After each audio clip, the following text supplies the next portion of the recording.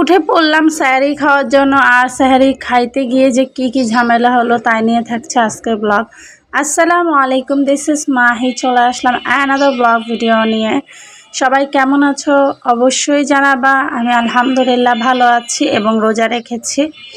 বলতে বলতে দেখো প্রায় 12টা রোজা শেষ হয়ে যাচ্ছে। আজকে নিয়ে 12টা রোজা।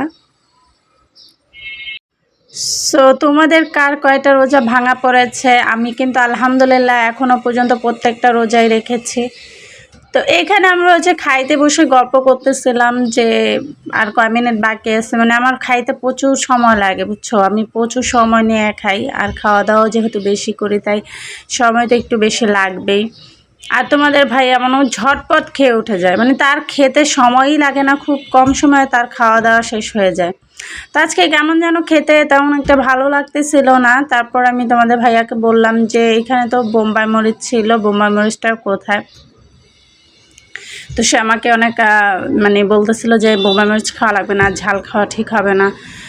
তারপর আমি তাকে বারবার মানে রাগ দেখাচ্ছিলাম। তারপর অনেক কষ্ট করে তার থেকে আমি বোম্বাই মরিচটা নিয়ে আসলাম। দেখো মানে মরিচ এনেছিল আরও অনেক আগেই, সেই মরিচগুলো তোমার শুকিয়ে লাল হয়ে গেছে। মানে কাঁচা কাঁচা মরিচগুলো আনছিল। বোম্বাই মানে ঝাল যেহেতু আমি পছন্দ করি, সেহেতু বোম্বাই মরিচ আমার ঘরে প্রায় সময়ই থাকে।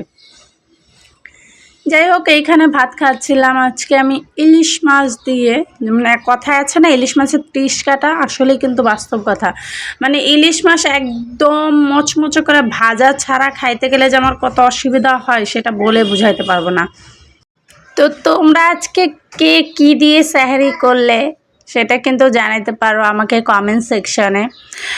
ইদানিং একটা প্রবলেম কি হচ্ছে জানো, আমার ফ্যান ফলোয়ার যতটুকু আছে আলহামদুলিল্লাহ যাই আছে, তার তুলনায় মানে আমার পোস্টে বা ভিডিওতে রিঅ্যাক্ট কিন্তু তেমন একটা পড়ে না।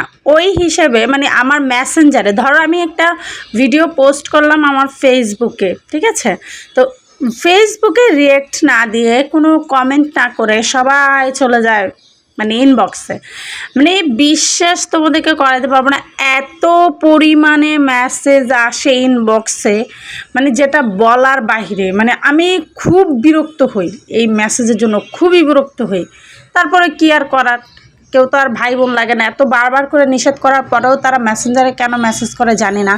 আমি তাদেরকে এই ভিডিওর মাধ্যমে আবারও বলতেছি, ভাইয়া প্লিজ আপনারা দয়া করে ইনবক্সে মেসেজ করবেন না।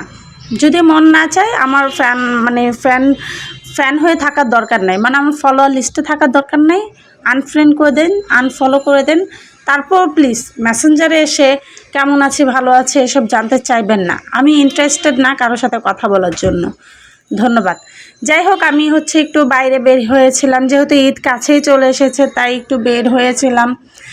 আর এইটা তোমার হাজারীবাগ সেকশনে, এইখানে উল্টো পথে একটি অটো বলে না এগুলোর লেগুনা এসে রাস্তা বন্ধ করে দিয়েছে, এবং সামনে যে ভাইয়াটাকে দেখতেছে একজন বাইকার ভাইয়ার সাথে তার তুমুল মারামারি হয়, মানে প্রচুর পরিমাণে মারামারি হচ্ছিল।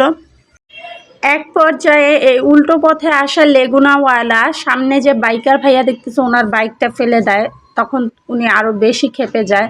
এরপরে লেগুনাওয়ালাকে অনেক মারধর করে।